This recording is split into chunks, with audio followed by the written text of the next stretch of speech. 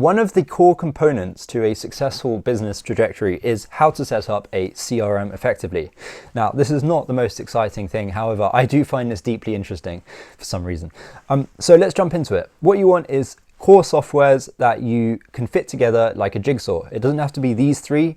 These are the three I personally use right now. I've chopped and changed based on what's worked in the past and what hasn't. Simplicity is always a good thing to aim for, but it depends on your business model and who you're servicing. So we're going with Calendly in this case, Close.io and Email Octopus.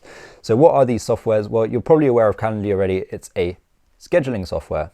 So that scheduling software is a closed loop in a sense. A meeting gets booked in, they get their emails, pre-nurture emails before the call, as well as SMS. Close.io is a CRM, so this is the actual CRM itself, where leads get added into there after they've been booked and assigned to a closer. Email Octopus is our bulk email system. All that means is that our email subscribers, if we want to send them something, like a new weekly newsletter or some kind of how-to content or value content, almost like this, they get sent this, all at once with this software. So, different stuff works in different ways and we combine it in a segmented way. That's also a closed system, by the way.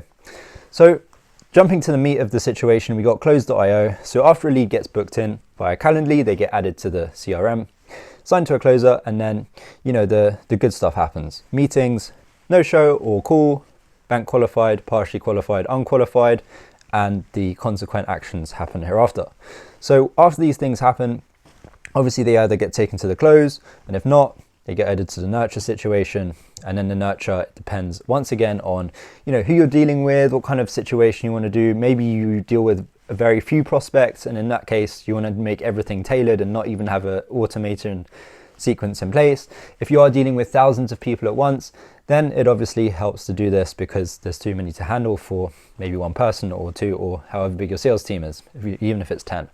So as a suggestion, we do a tailored message, call them twice, leave it a day, same again, leave it 3 days. You can space this out even more if you want. It just depends really, because we want to make sure that people who need our service get it right. And we have a lot of bookings coming through, so we want to make sure that we make the best use of our time, so we're not, talking to people a month later and it's, just all over the place really, isn't it? So yeah, the effectiveness of your CRM system will determine how quickly you can get customers in.